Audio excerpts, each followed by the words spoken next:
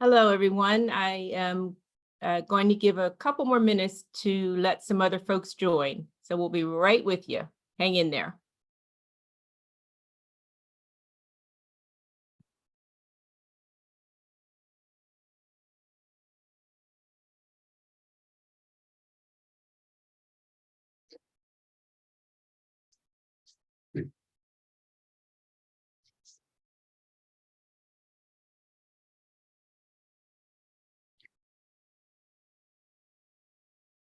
And as everyone is entering the call, if you feel like it, if you could just put where you're from, let me know where you are in the world.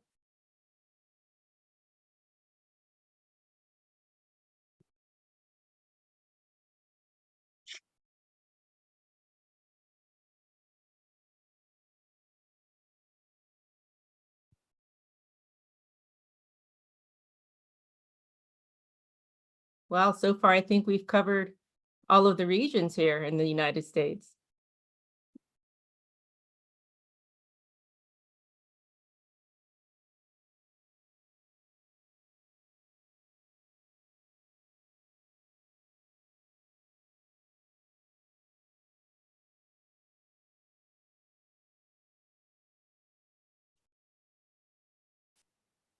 Okay, we're at a little bit after the hour, so I wanted to just say hello, everyone, to wherever you are in the world. Thank you for joining us today.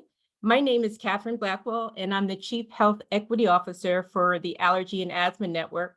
Welcome, welcome, welcome to the Black People Like Me virtual conference series, which addresses ongoing disparities and barriers to care for the Black community.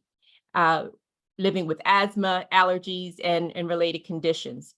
Now, we have a few housekeeping items before we start today's program. First, all participants are going to be on mute because it's recorded. And then we're going to record today's presentation and post it on our website within a few days so that you can take a look at it if you'd like to. Now, this presentation is going to be about 1 hour long, and that includes time for questions. We're going to take those questions at the end of the webinar, but you can put your questions in the Q&A at any time. And the Q&A box is right at the bottom of your screen there. So we have someone monitoring the chat as well as the Q&A, and we're going to try to get to as many questions as we possibly can before we conclude today's webinar. Now, we're not going to be offering continuing education credits, unfortunately, for this webinar, but we do have a certificate of attendance if you need that for your records. So a few days after the webinar, you'll receive an email with some additional information and a link to download the certificate of attendance. So let's get started.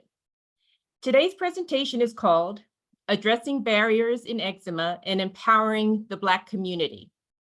First, we'll have Dr. Nancy Joseph talk about what eczema is, how it's diagnosed, how it's treated, and what are some of the barriers to care for the Black community.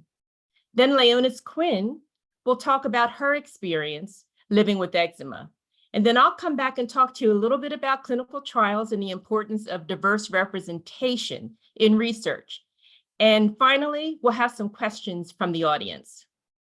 Special thanks to Insight, who has provided funding to support and make this presentation possible today. So thank you, Insight.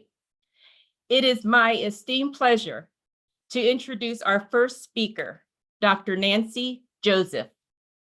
Dr. Joseph is a double board certified in general pediatrics and allergy immunology and is currently based in Massachusetts. She is a consultant and medical advisor for the Allergy and Asthma Network. Dr. Joseph is a member and fellow of the American College of Allergy, Asthma, and Immunology and the National Medical Association, NMA for short, in which she is active locally and nationally. She has collaborated with the NAACP, speaking about COVID-19 during the height of the pandemic, and has been featured on NMA Talks as an expert panelist discussing asthma in the African American community. Dr. Joseph has been awarded top physician under 40 by the NMA, and she also hosts How Do You Medicine podcast, highlighting healthcare professionals doing medicine their way. And without further ado, Dr. Joseph, thank you so much for being here today. I'll turn it over to you now. Thank you so much. Thank you so much for that great introduction. Welcome to everyone logged in. Really appreciate it. And I see the engagement already in the chat. So we're already off to a good start.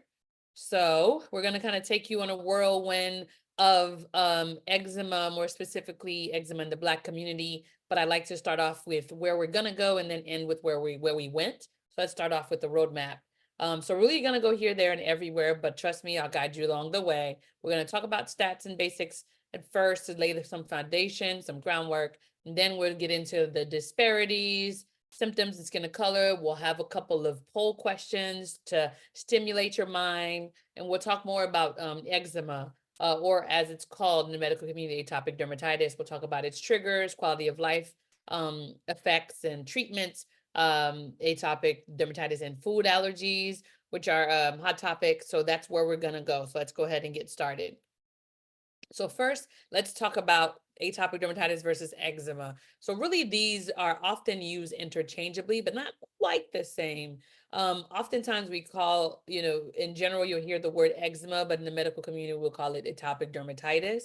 So though atopic dermatitis equals eczema because eczema is under atopic dermatitis. Eczema does not equal atopic dermatitis, but atopic dermatitis equals eczema. What you really need to know is that I'll be using atopic dermatitis throughout this presentation. And the reason I'm doing that is because of what the terms that some of the research used. And so we want to make sure to be continuous with that. And but just know that what you know as eczema is really what I'm talking about, but I'm just to be politically correct, or just, I guess, medically correct. I'll be using the word atopic dermatitis. So eczema is really an umbrella term. There's multiple types, and atopic dermatitis is what we're going to be talking about. So why are we even talking about eczema? So reason is the numbers don't lie, right? So first of all, 10% of children are affected by eczema or atopic dermatitis. 5% of adults are affected, and in just having atopic dermatitis increases the risk of developing other atopic, we call it atopic, but what you know as allergic diseases. So we'll talk about something called atopic march a little bit later. So what that is you just kind of march along various disease process. So typically you'll see atopic dermatitis first. So that's why this wonderful baby is here, super cute. That is, typically you'll see them in young child, toddlers, infants. You would see that atopic dermatitis occur first, and then they could develop, go on to the march to develop food allergies, and we'll talk a little bit about that later. And then you can either develop, as you see here, you can either develop asthma, seasonal allergies, or both. So this really is the process that we call the atopic march. So now we're going to our first question.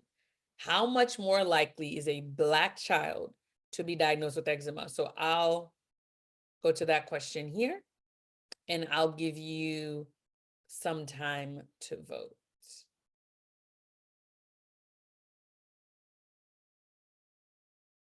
Or are they all voting for the same question at the same time? Sounds like they're all the polls have all of the questions. So I guess I can go ahead and read all of the questions, and you guys will answer all of them at the same time, and then I'll reveal the answers later. So the first question is, how much more likely is a Black child to be diagnosed with eczema than other children? And the answer is 2 times, 3 times, 4 times, or 5 times. So pick that. The second one is a true or false.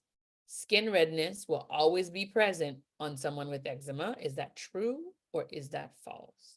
Have a 50-50 chance of getting that right. And then it's what percentage of people with eczema or atopic dermatitis have food allergies? 15%, 20%, 30%, 35, or 40? I'll give you guys a couple of minutes to answer those, and then we'll kind of go through them, and I'll reveal the answers as the presentation comes on.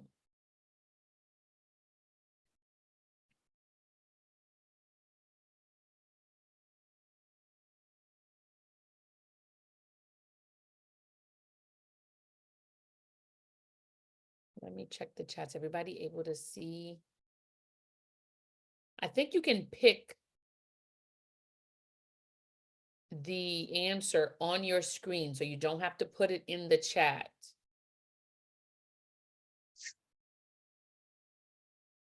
You should be able to pick the answer on your screen. Oh, somebody said the poll disappeared.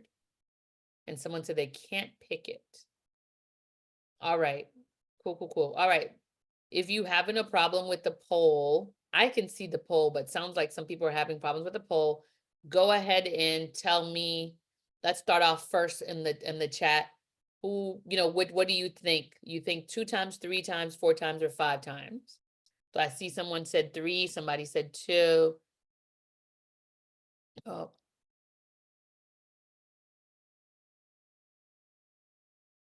Okay. 4 times. All right, let's work. Let's see. All right. So obviously it affects Black children at a higher rate than white individuals. They're less likely to see a dermatologist, but they are 2 times more likely to be diagnosed with atopic dermatitis, twice as likely to have severe atopic dermatitis, they have twice as many office visits.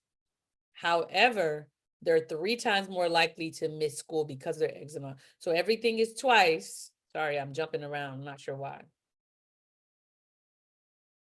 Okay. Not sure why it's jumping around like that. There we go. So the answer is twice as likely. So we'll talk about a little bit of the reasons for these disparities first, but in general, Black children have higher disease burden in general, which is why you see that number 2 times more likely to have severe atopic dermatitis. Their atopic dermatitis tends to be more severe, tends to last longer. And I think some people may ask, is there something genetic and all that makes that happen? And the answer is, when we look at genetics, there's not tons and tons of research on it, but when you look at the genetic research that is available, they actually have a decreased genetic risk than their white counterparts. But yeah, we see all these numbers, so obviously something else is at play. Black children are one study found that Black children are almost 6 times less likely. It's the only thing they're less likely to have, but they're 6 times less likely to have the genetic mutation, which we'll talk a little bit about later, that can increase your risk of having eczema. So clearly genetics is really not telling the picture. Obviously, we know that there's a lack of, diversity and when we talk about research. So let's talk about why that is. It's multifactorial, right? There's been research on socioeconomic status, research on structural racism, social determinants of health, physical environment, and how it affects eczema. So when we talk about socioeconomic status, low socioeconomic status has been found to lead to more severe atopic dermatitis. And so socioeconomic status is a multidimensional factor in general. There are things like societal position, wealth, access to certain resources that affect your socioeconomic status. So just that alone is multifactorial. Now, when we talk about structural racism, which we'll talk a little bit more, get deeper into with the next slide, that's also one of the reasons for the disparities. Social determinants of health, physical environment. Actually, a study showed that Black children in highly segregated communities have more severe atopic dermatitis. So none of this talks about genetics, right? So we know genetics isn't the explanation for the picture. So I love it. It's a little bit of a busy slide, but really I loved it because it talks about the framework for the possible framework for the disparities that we see in eczema or atopic dermatitis, right? So, a lot of times you have your ancestry, and then you have your access to quality healthcare, you have your socioeconomic status, and you have your environment, which we talked about before, from certain, areas, of course, increases your risk. Now, all of those things that we talked about before, health, socioeconomic status, environment, all that stuff, increases or it contributes to your risk, right, of having eczema. But then notice race is a social construct with no genetic or biological basis. It's basically something that was human devised, is not based on, it has no basis genetically or biologically. So that alone, though, is so powerful that it affects healthcare, socioeconomic status, and environment, all of which then can affect eczema and the severity thereof, right? And so your skin pigmentations all the way over here, that gets affected by, your geographical ancestry, and based on your pigment then puts you in a particular race, which again is not a social, is a social construct. Then of course that can like feed into this circle. But what I want you to take away is just this construct that's not based on any biology or genetics affects so much that then leads to the severities and the disparities. So let's get a little bit into a little bit of the science of it all. What even is atopic dermatitis? What even is eczema? We talked about the numbers, we talked about the disparities. We'll get a little bit more about into disparities later, but let's just get a little bit basic. So really it's what we like to call a relapsing and remitting inflammatory process. Really, that's a fancy way of saying it waxes and wanes. So it's an inflammatory process. There's a lot of inflammation happening, and it has a good days and bad days. So you can either inherit it or you can acquire it. There is some gene mutation that has effect on eczema in their severity, but like I said, Black children are 6 times less likely to have that mutation. That mutation basically, causes more severe eczema, but that's not the picture why we see it more in Black children. But in general, in eczema, what happens is you have a breakdown in skin integrity. That breakdown, then your skin is a barrier function. The breakdown in that particular integrity of the skin reduces your barrier function. What happens is your skin's supposed to keep water in. When that barrier is compromised, you have more water loss than you should. That leads to dry skin. Dry skin leads to itching. Then itching makes you scratch. That scratch causes more like irritation, inflammation of the skin, and you have a whole cycle. So I think maybe you guys could put in the chat, skin redness will always be present in someone with eczema. So yeah, true or false? So I'll give like 30 seconds for this because you can judge, because those are the only options. True or false? Okay, people are saying some false. People are saying false.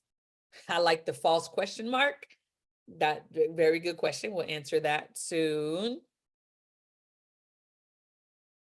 Okay. I'm getting lots of false. Let's find out. The answer is false. So what I really want you to take away from this picture is the skin difference. So, right, the symptoms of eczema are varied, one of which being really itchy. Eczema is irritating, it's really itchy, so you definitely will have that. Now, you can have red lesions or plaques or patches like we see here. What we call the popliteal fossa, which is just behind the knees. So, in young children and infants, it can affect the face, the torso, the arms, the legs, and then the flexor surfaces, this part, in older children. So, right, you often see it like here in the creases. And then adults, you can kind of get, dry scaly patches, what you see here.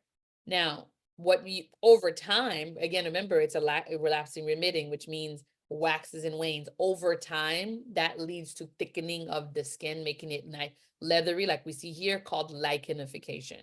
It's basically a very fancy way of saying thick, leathery skin. And so all that itching keeps you from, it really messes with your sleep. And that's one of the reasons why you get that decreased quality of life, among other things. But what I really want you to take away with these 2 pictures is redness, no redness, but eczema in both. So you don't, in fact, looking for redness is a common way to underdiagnose eczema in people of color. So we don't want to look for redness. We want to go with history. You want to go with, you want to take the skin color of the person you're looking at in consideration. So yeah, that's what I wanted you guys to take away from this. Different skin types, different appearances. So let's talk about the effects of quality of life. So who's taking, and no matter what the chronic disease is, it always affects the person taking care of that, the individual with the chronic disease, and the people who love and take care of the person with that chronic disease. So what happens is in adults with atopic dermatitis, they saw that they have an increased propensity to develop depression and anxiety. So it impacts in mental health.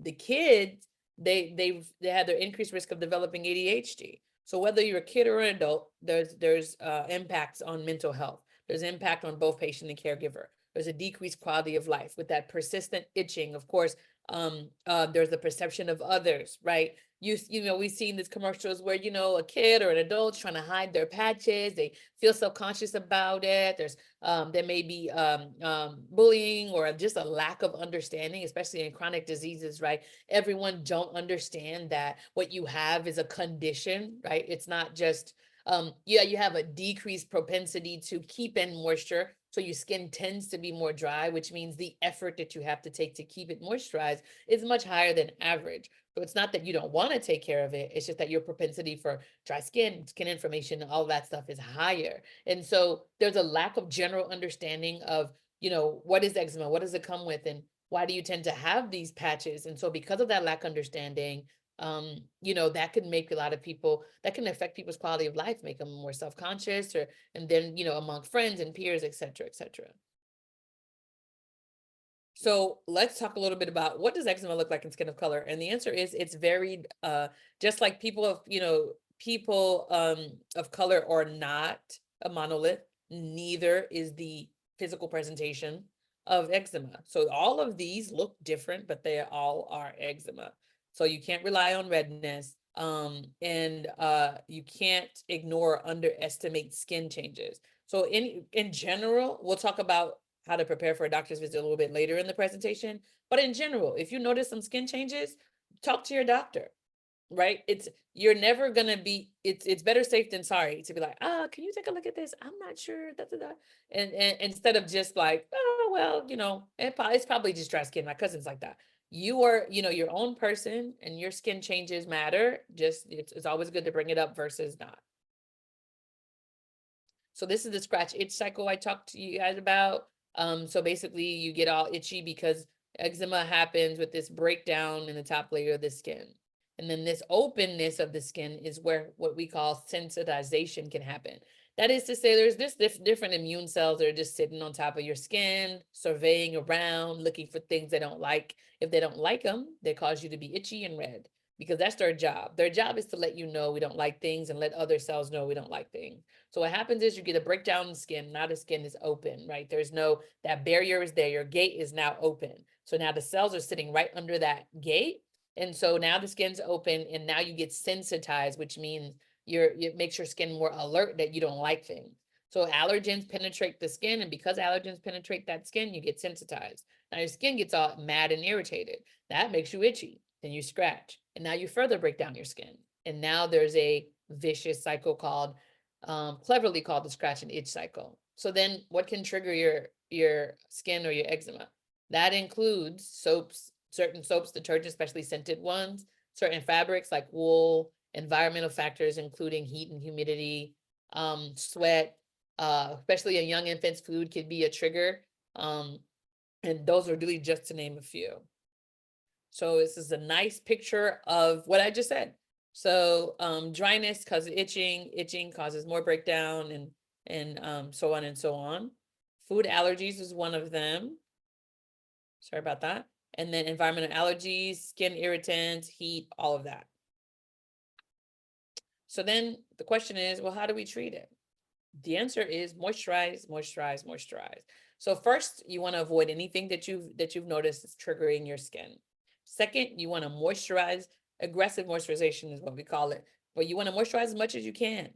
Again, you need, you know, someone with atopic dermatitis need more than the average person. Make sure that everything that you use is unscented.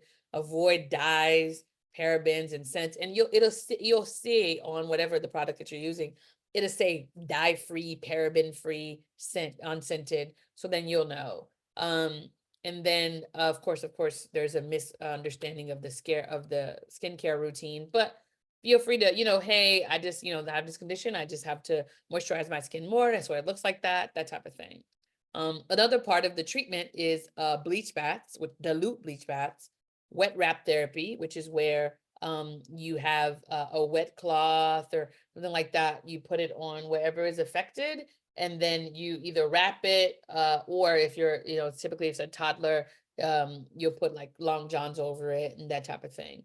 So you put medicine, a wet kind of wrap, and then something dry over it. And typically that's left overnight.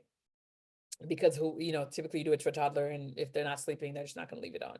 And then phototherapy is something a dermatologist can often do to also help with your eczema. Other things that's the non-pill or pharmacological ones. Now topical therapy, which just means anything putting on top of your skin. Steroids, which we're all, a lot of us are familiar with. That's typically where we go to first, and then there's a whole gradient of how strong they are, from mild to very strong. Kind of depends on how bad your eczema is, where it is, could determine how bad or where they're going to go on that, the steroid strength. Then there's things called calcineurin inhibitors. All that means is just kind of inhibits a certain type of cell. And if you notice, they all end in limus. You might have heard something like tacrolimus. That's what they're targeting. And then there's some other cells called PDE. That have a role in eczema, and inhibiting those have been found to be helpful. That's what Eucrisa does. And then there are something called biologics. They're called biologics because of what how they target things. So those are typically injections. Dupilumab is one of them that you can use both in adults and kids. And then there's a very long name called tralokinumab.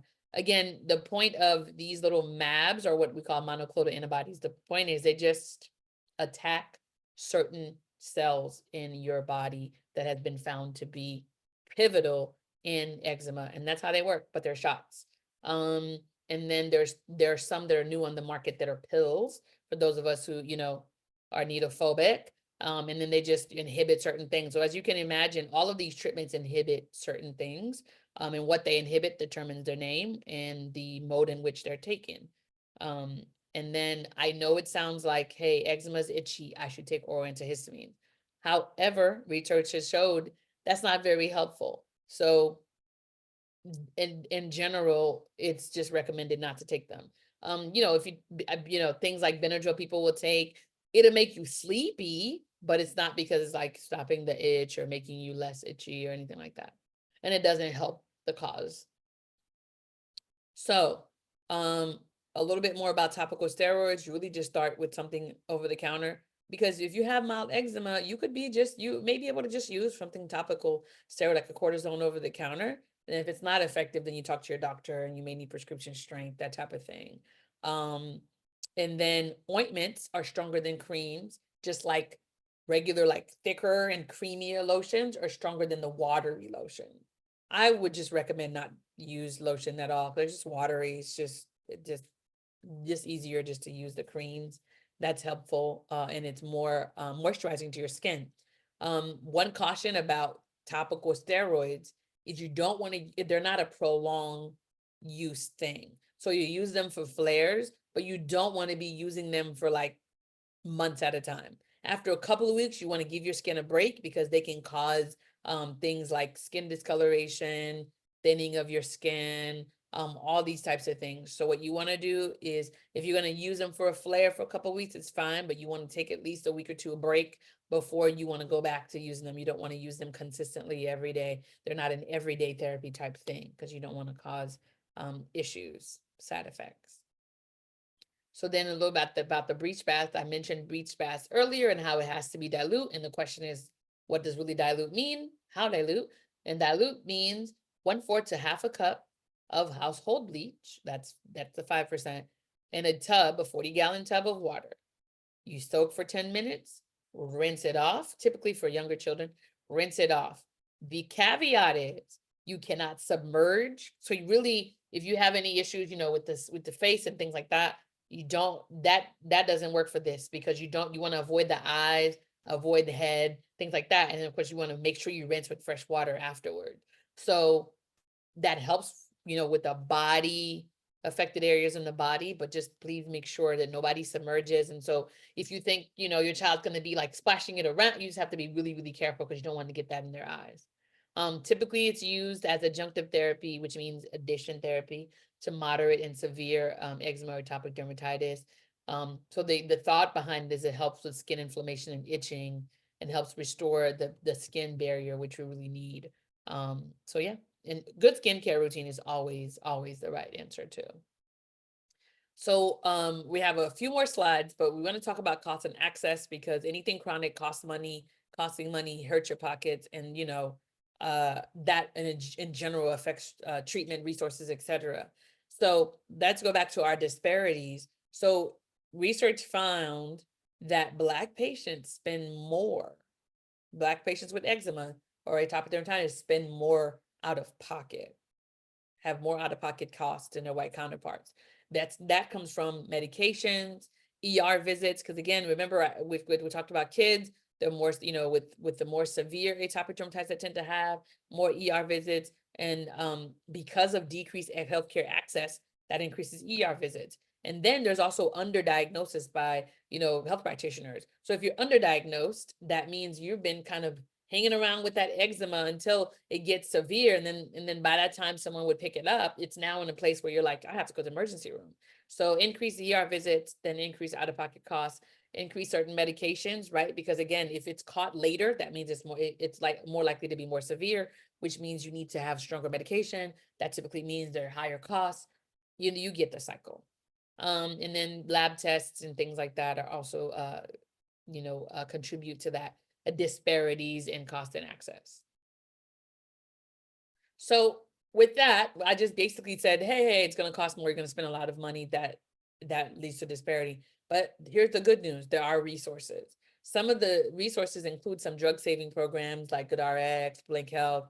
There's pharmacy RX programs. And then there's drug assistant programs. Some of the shots that we talked about have certain drug assistance programs that could help you with that payment.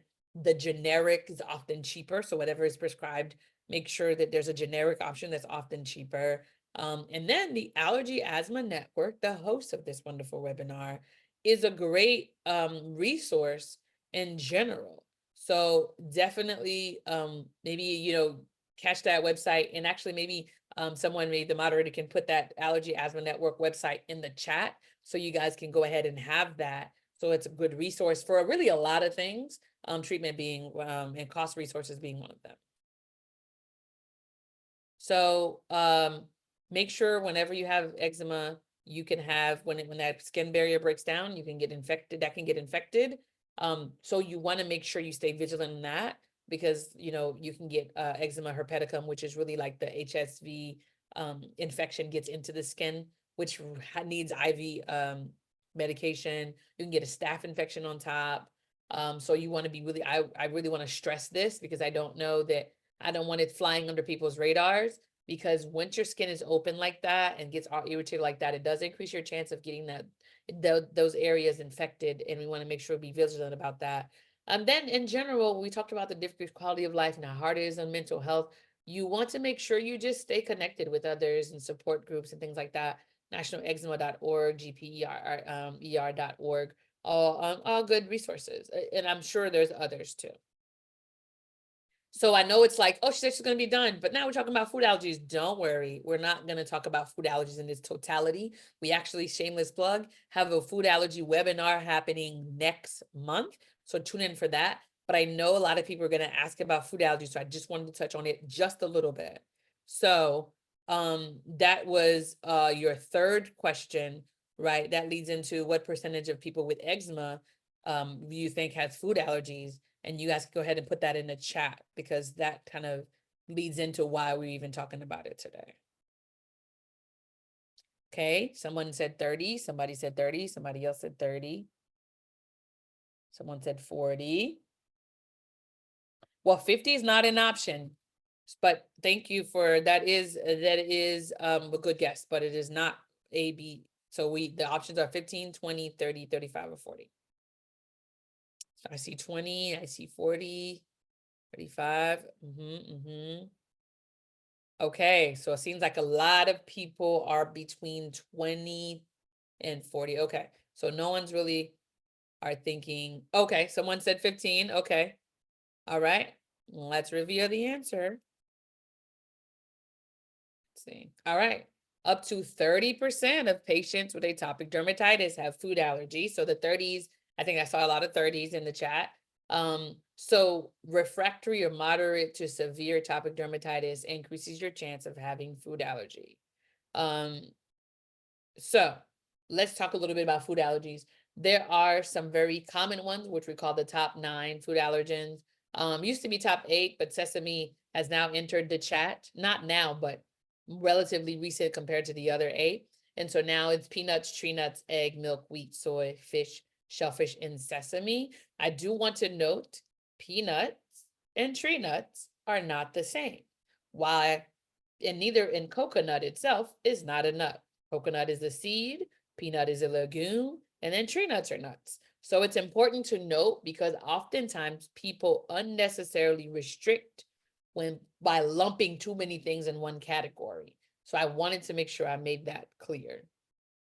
So let's talk a little bit about eczema and what in terms of food allergy. So it's important because people with atopic dermatitis tend to have false positives on blood tests. So when you go to your doctor, let's say you go to an allergist, you guys are talking, maybe for some reason or another, they can't do skin tests, or maybe your PCP wants to do blood tests on food allergies. Oftentimes, you're going to get high numbers of allergy numbers just because you're just having eczema increases the chance of just having these particular allergy cells or just around in your blood. And what that does, it gives you a false positive on blood tests for food allergies. So we want to avoid that as much as we can.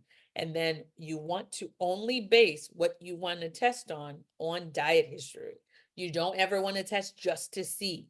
If you eat this food and you get an issue, then that becomes something you care about and something you want to get evaluated. But if you don't know and you haven't noticed any particular triggers, then that means it's less likely to be a food allergy.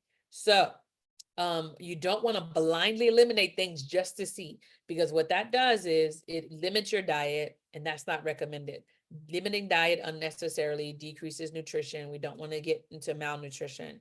And you want to keep your body exposed to certain things, right? Because your body keeps getting exposed to that thing because it's been fine for however many years. And it's like, all right, peanuts okay. Peanuts okay.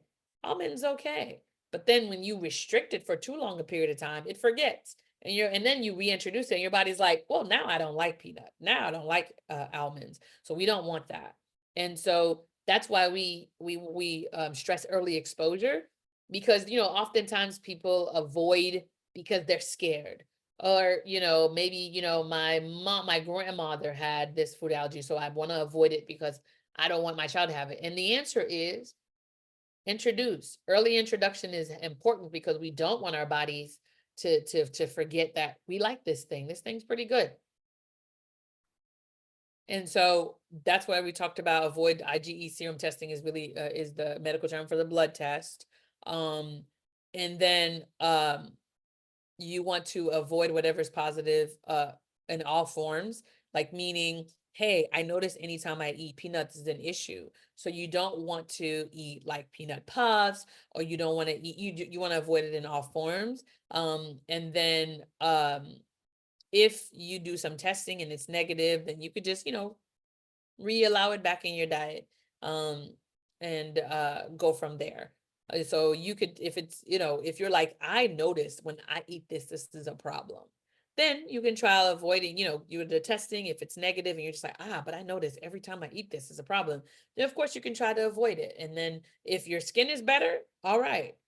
Because every test has a certain amount of false negatives, but a very, very, very small though. And then depending on, speaking of skin testing, depending on the severity of your eczema kind of determines what you're able to have, what you're able to test on your skin test, because sometimes there's just too much of the eczema and you can't skin test and you just have to wait till the eczema gets better. That happens a lot in young children. So let's talk about when to see a specialist. If your eczema is severe, it's not getting any better despite being treatment, or if you notice a particular food trigger, then you need to see an allergist to kind of figure that out. But you always should discuss with your doctor. Ultimately, you want a joint decision on which specialist is most appropriate, because sometimes all adverse issues may not fall into the category of allergy. So talk to your doctor about which specialist is more appropriate. So real quick on preparing for your doctor's visit, you want to keep in mind these things. When did your symptoms start? and by approximate time, I don't mean 2 p.m. on Wednesday. I mean, about 2 weeks ago, this started. About 3 days ago, this started. Noted any triggers, what makes them better and for worse? Did you do testing? Did you try something that worked or didn't work? And then, of course, I have a family history of this, or I have a family history of that. Those are just the main things to keep in mind when we're talking about a doctor's visit. So I told you guys I was going to take you on a whirlwind, which is why this particular picture is here. So we talked about understanding what and how of atopic dermatitis. We talked about the common triggers, the intersection of atopic dermatitis and food allergy, and understanding the role of food allergy in the treatment of atopic dermatitis, right? We talked about how that could be a trigger. So that's where we've been. Definitely could put all your comments and things in the chat. But with that, we'll get onto the patient story and get a little bit more of a testimony or a real life account of someone with atopic dermatitis or eczema. Thank you, guys. Dr. Joseph, thank you so much. That was a whirlwind journey, but it was very informative. And I love your delivery, how you made it plain, and so engaging. And one thing I just wanted to just mention, you had talked about preparing for the next doctor visit, and all of those things you said are crucial. And I always tell my patients to journal. When you go to your doctor, just be ready, because you only have a few minutes with that doctor. So if you go in there with your questions, if you have dates and times of, when your flare started or your triggers and everything, you'll get the most out of your copay, first of all, but you'll get the most of that. You'll get that doctor's attention, and he'll be able to, change your treatment plan depending on what you tell him. Because I always say, you're the CEO of your body, right? So nobody knows your body better than you. So you may want to just, interject some journaling and taking notes to your doctor's appointments. So I'll pause there and introduce our next speaker. I'd like to introduce you to Leonis Quinn, who's going to share her story about living with eczema.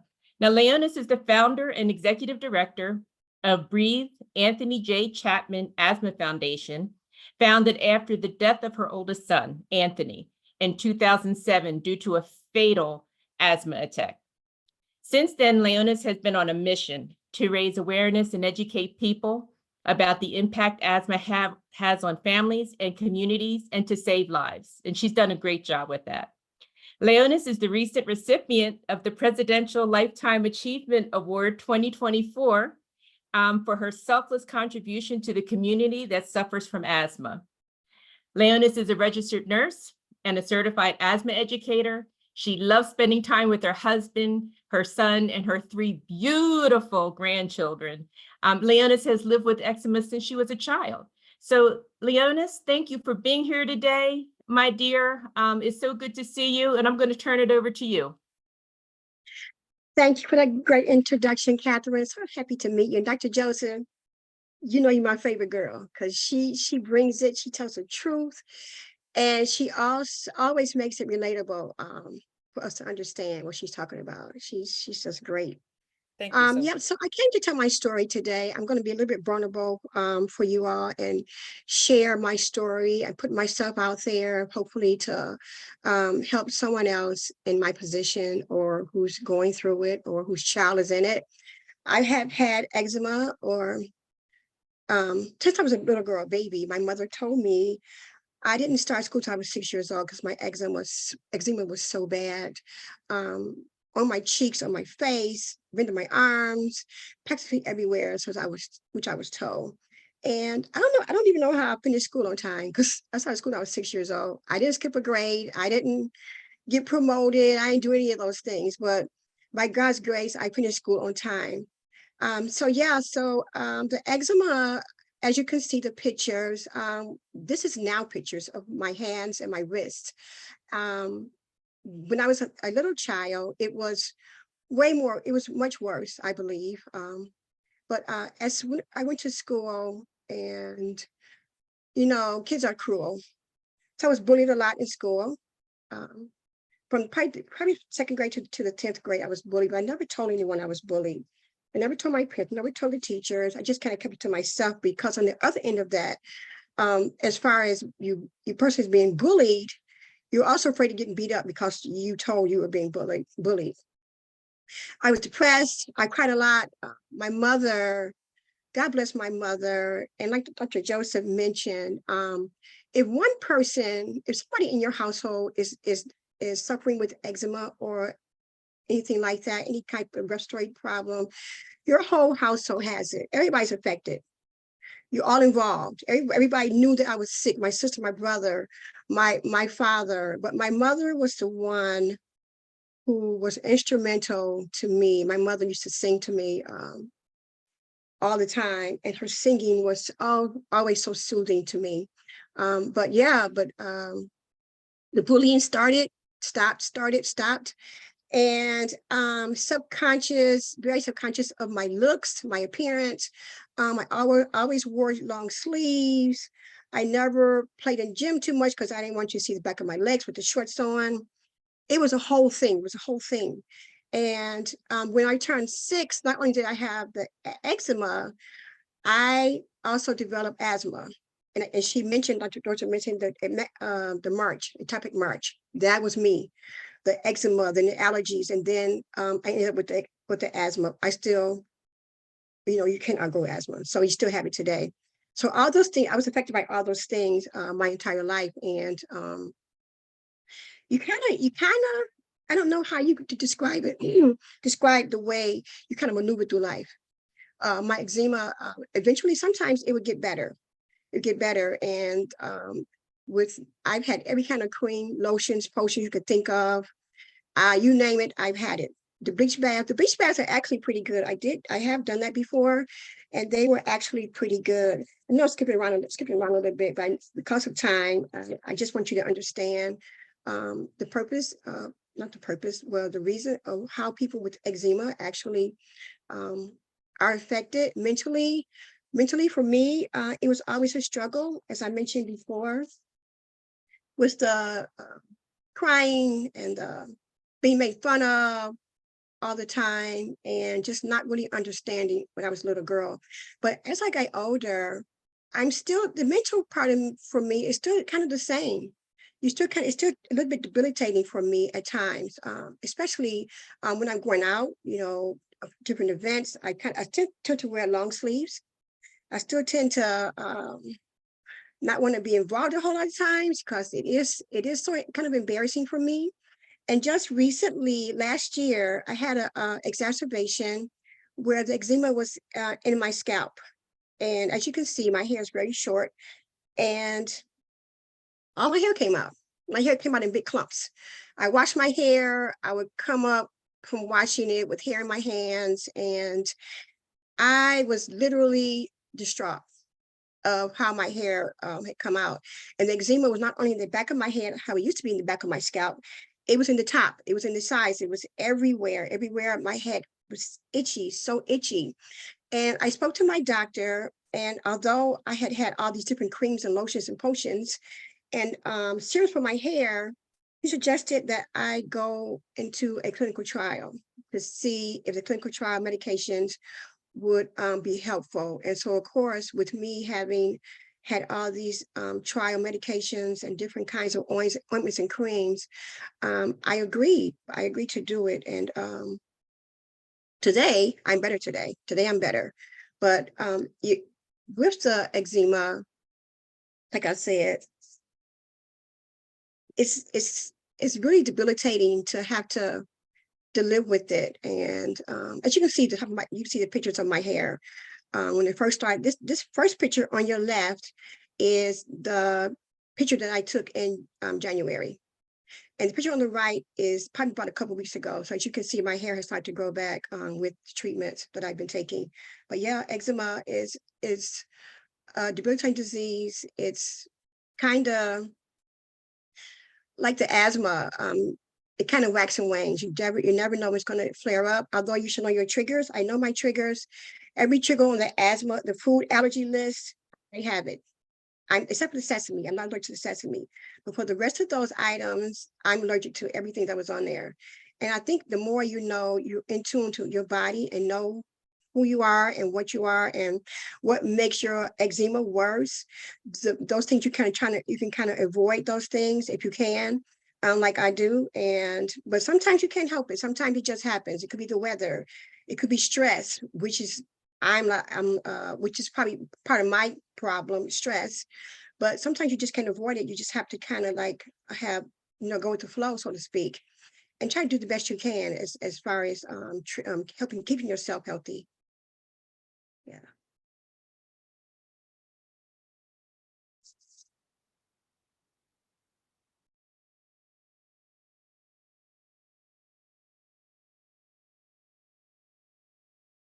Okay, thank you so much, Leonis, for sharing your experience. You're my shiro. You're brave, you're courageous. And I just Yeah. really, really appreciate the authenticity and you just being genuine and open and willing to share your story. So thank you so much. I really appreciate you. Thank you. So now what I'd like to do is switch gears a little bit and talk a little bit about clinical research.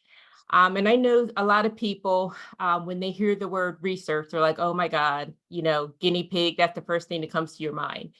But clinical research is really just it's a branch of healthcare science, and it determines how safe and how effective a medication is, or whether it's a medical device that you're using, or a treatment regimen that you're doing, intended for human use. So it really helps doctors and researchers to find new and better ways to understand, detect, control, and treat illnesses.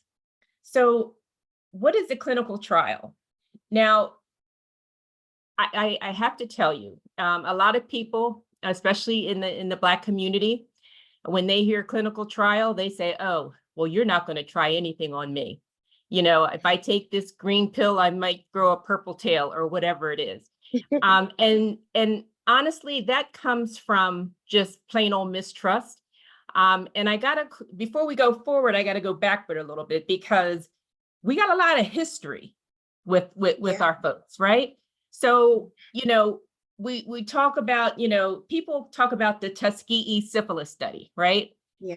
Half of us weren't even born back then, right? Yeah. So one of the most infamous examples is that study where African-American men were intentionally left untreated. Now, see, I got to dispel this myth, because a lot of people, they have sound bites coming from everywhere, right? And they take their own narrative and run with it, saying, oh, the government and the white doctors are trying to kill us. No, you got to get your facts straight. So I feel like I'm the best person to give you this little bit of presentation, because I was a no research, no way kind of girl. And here I am 25 years later working in clinical research and have actually been in a clinical trial.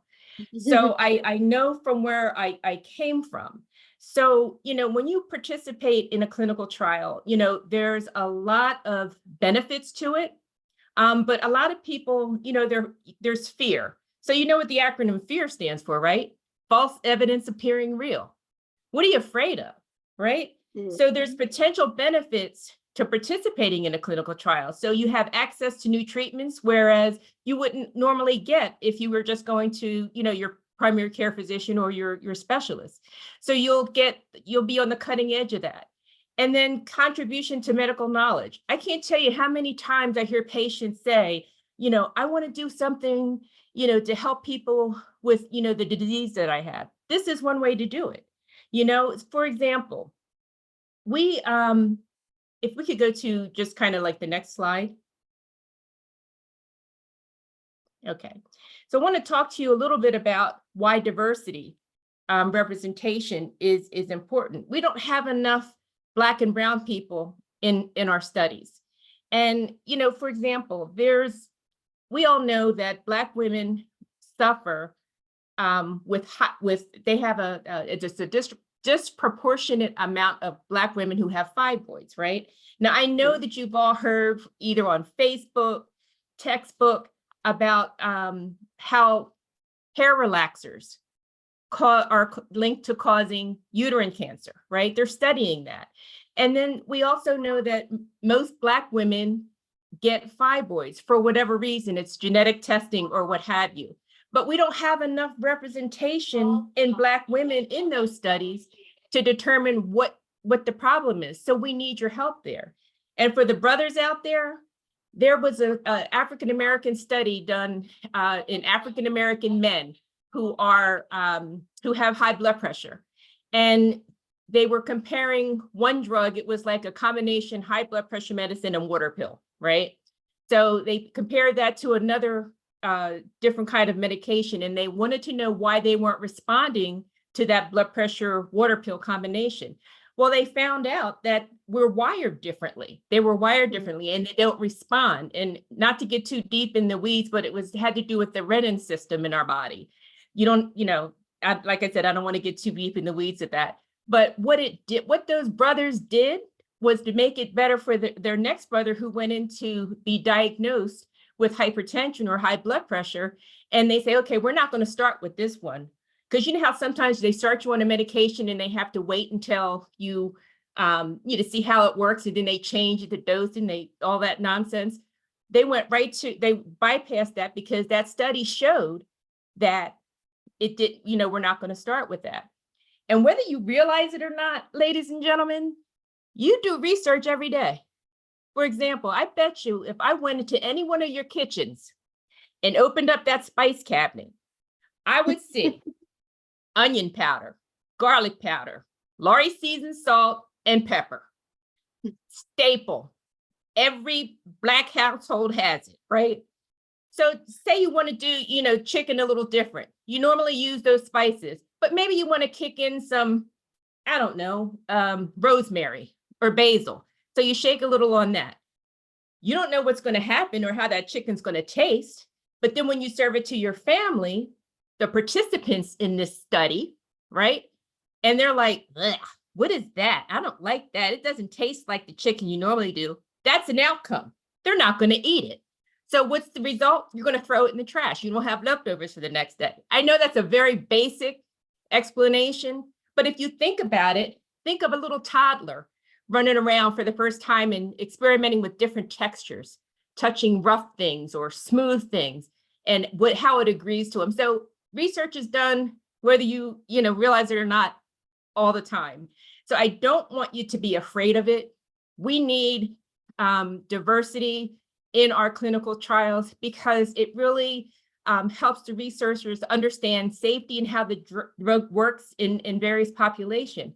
And it also helps researchers better understand patterns and differences and illness based on different backgrounds. Okay, so with that, we are going to go into the question and answers. Now, if you have any questions for Dr. Joseph or Leonis or me, just put them in the Q&A. I'm going to pull up the chat here to see if I see any in here. Okay. So question one, are there any treatment or creams that are helpful for the scalp? I have a young woman that is very concerned about the side effects of oral injectables. Dr. Joseph, I think that will be for you. Yes. So the answer is yes. There are treatments, more specifically would be, so because of the skin of the scalp being thicker and just in general with hair there would be more oils rather than creams. And then there's shampoos. So they're all of the steroid variety, but there's Dermasmooth, which is a common thing, oil that you could use for your scalp. There's also clobetasol shampoo, so that's a shampoo. You have to, talk to your doctor, obviously, about whether or not this is the right one for you. And if you're, Black with a certain type of hair, the directions of how often to use it be a little bit different.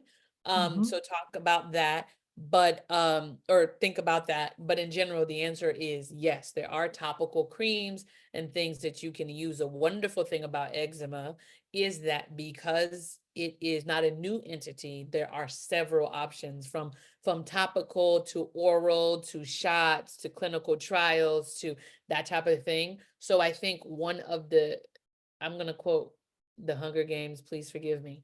But anyways, the movie says one of the things, the strongest thing, the only thing stronger than fear is hope, right? And I think whenever you get like these chronic diseases and things like that, you may just kind of fear, oh my God, there's never going to be an answer. I'm never going to find. But I think what, if anything that you get from this presentation is that there's hope, right? Yeah. I think I talk about, the scientific aspect, whether it's support groups or again, my treatment, there was 3 slides, right? In some more things um, being studied now, right? And if Yeah. anything you learned about Leonis is hope, she is the beacon of hope. If you're Yeah. looking for inspiration, you literally just take a picture of her and put it on your dresser, because that's what she is, literally a beacon of strength and hope. And just in her recent story, because her whole entire story is all about hope and triumph, but just her recent story of a particular physician listening to her, right, and working with her to find a treatment has led to improvement. So yes, you can do it. That's a long-winded answer of saying, yes, there are options. And yes, there is hope. Yeah, and so I wanted to just, on the heels of that, Dr. Joseph, I wanted to ask Leonis, if you could just share your experience, just a little bit about your clinical trial, as a clinical trial participant. I think people would like to know firsthand what you went through. Yeah, sure. Thank you, Dr. Joseph, for that. I appreciate it. Yeah, after I had tried all these lotions and potions and nothing seemed to be working at that particular time. The clinical trial, I agreed quickly. I had no fear. I'm not a guinea pig. None of those things entered my mind as far as being hesitant. But I did the clinical trial. The first day I went there was a lot of questions about mental health, which I was so happy to see that, because, along with the itching and the stuff, itching and everything, it becomes mental. It works on your mental, your psyche, your itching and scratching so much. So a lot of questions was about the mental health part, and a lot of blood work and a lot of full body exam to get the idea of what you're dealing with. And the clinical trial that of course, you don't know what you're going to do, the placebo or the real deal. And as I started with the clinical trial, it was for a new biologic. They told me anytime I want to get out the clinical trial, I could get out. But I'm like, I'm not getting out. I'm going to, go to the end. It was like 6 months. But as time went on, I went every 2 weeks for this study. The same thing, blood work, the same questionnaire. How was your itching the last week? Were you itching from a 1 to a 10? How was your sleep? Did it interrupt your sleep from a 1 to a 10? So the questionnaire was adamant every single time, but every single time the answer was always different. It was always different each week, which I appreciated that. But after I think in January, I had to come out the clinical trial because I don't know if you've been to a clinical trial, you're not allowed to use your medications because you're in the clinical trial. They want to see if the medication they're giving you is actually going to work. So you can't use your creams. I couldn't use my scalp oil, couldn't use anything. So it became so bad for me to stay in there that I had to back out, and come to find out I had the placebo. After all that time, from October to January, I went with just moisturizing. I wash my hands. I'm a nurse. That became futile because what am I doing all day long? Washing my hands. So it became very challenging, but I would do it again. I would absolutely do it again with no hesitation at all, because without us, and as you know, Black people, we are the least people to try clinical trials. Right. So I would say don't be afraid to do it. Try it. They are different than what they used to be. Like Catherine said, when they did the syphilis, we weren't even around. Right. And things are so different now, how they're done, that you're protected in everything that they do for you. Yeah, thanks for saying that, Leonis, Yeah. because it was different. The FDA, there was no FDA Yeah. guardrails back then. There was Yeah. no consent forms. And like Yeah. Leonis said, she didn't stay in the trial because of, things that she was experiencing. You can stop anytime. That's your right. So Yeah. don't feel like if you get into a clinical trial, you got to finish it. You might not be able to. So Yeah. thanks for sharing that. So we have another question for Dr. Joseph. How long should you do bleach baths? The person says that they know that it's 10 minutes, but for how many days? I wouldn't do it every day, so that's the first answer. You can do a couple of times a week. It's not, so remember what's important about bleach baths, it is not primary therapy.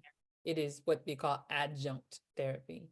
That is to say, bleach baths are added to whatever the other things skin-wise that you're doing, which is, typically ointments, creams, and things like that are being applied twice a day. So you wouldn't be giving bleach baths daily in conjunction with that. You'd be giving it at most every other day. Yep. Thank you, Dr. Joseph. So the next question is about clinical trials. Can I participate in clinical trials if I am overweight or if I am old? And, I would say to that, if it just depends on what the protocol says. Now, the protocol is the master plan for the clinical trial. So just think of a protocol as a recipe book, and there's ingredients and steps that you have to follow. So there's, certain criteria that you have to enter a clinical trial. So you have to just make sure, that you meet those criteria. So there may be a weight limitation or an age. It just depends on what the protocol is. So I don't know if that's a definitive answer. Would anybody else on the panel have anything to comment further about that? Yeah, I think that what you said, you hit the nail on the head. When it comes to can you participate in a clinical trial, insert whatever characteristics here, the answer is and always will be, it depends. Because what you may qualify for one clinical trial, but not be qualified for another, for something completely different. So with every clinical trial, they have certain things that they must and things that they cannot include. Right. Like the illness was saying, she could not be in other medications during that trial. There are other trials where you can be on whatever else you're on and still be on that trial. So 2 points. One, trials are incredibly strict, meaning before they do anything with anybody, they have to seek what they called IRB approval. There's literally a board that they have to say, this is what we plan on doing. This is the criteria we plan on using. Is that all right? And if they get IRB approval, they must then adhere to what they told the board they were doing the entire time. And so they can't have what we call confounding factors. That is things that are just going to complicate the picture, because then you've added too many variables. So whether you can participate or not is very dependent upon each particular trial. Okay. I think we are almost out of time. We still have a couple of questions here. Maybe. So I One just more. wanted to go ahead. Go ahead, Dr. Joseph. I guess I'll answer two at the same time because I see two questions, both of which are talking about topical steroids. Okay. And one of them was saying, at what point do you stop using steroids? I'm assuming they mean topical steroids to as your go-to. And the answer is, I'm assuming, I don't know if you mean flare or when you say go-to, sounds like maintenance to me. And the answer to that is you shouldn't use your topical steroid as a maintenance ever, because of what, you don't want to be on it, daily, as this is my thing. So that is the reason for topical steroid vacation, if you will. So you don't want to be, hey, I'm using this twice a day, every day, and that's the thing for me, because we don't want that. You'll get into like possible withdrawal symptoms and things like that, and we don't really want to even get into that. In terms of for the itching, the current recommendations are steroid ointment, skin moisturizers instead of oral antihistamines. The answer is yes, because oral antihistamines because the reason for the itching for your eczema is quite different than the reason or than what the oral antihistamines are for. Yeah. And so because of that, it's better to use topical, because when you have eczema, your problem is topical, right? Versus when you have anything else, right? Allergies, seasonal allergies and things like that. Those are like allergic rhinitis that's somewhere that is going systemic. It's a whole thing. But when we talk about topical issue, that is eczema, we want to have the solution be topical based. So that's why you want to use topical creams and things, because the problem is a lack of moisturization with a lack of skin barrier integrity. So what we want to do is moisturize and repair that skin integrity, or hence histamines does neither of those things. Yeah, great. Okay, what a lively discussion. Great presentations. Thank you to everyone who attended our presentation today, and special thanks to Dr. Nancy Joseph and Leonis for their talks. And I really hope that everyone is able to take away some pearls from today's webinar. Now, we have another Black People Like Me virtual conference that Dr. Joseph had mentioned, the presentation coming up on May 13th at 5:30 Eastern Standard Time. And the topic will be addressing barriers in food allergies and empowering the Black community. So you're going to receive an email in a couple of days with a link to the recording and an evaluation, and additional eczema resources. And we're also going to include the registration link for the food allergy webinar. So before you leave us, please be sure to complete the evaluation for today's presentation, another research activity that you can help us with, because we want to make sure that we're giving you what you want to hear and what we said resonates with you. So please give us your feedback. We need that. So thank you again from all of us at the Allergy and Asthma Network. Join us as we work every single day to breathe better together. God bless you all, and I'll see you on the next webinar. Thank you. Bye-bye. Thank you for Thank coming, you. everyone. Bye-bye. Bye, Bye. everybody.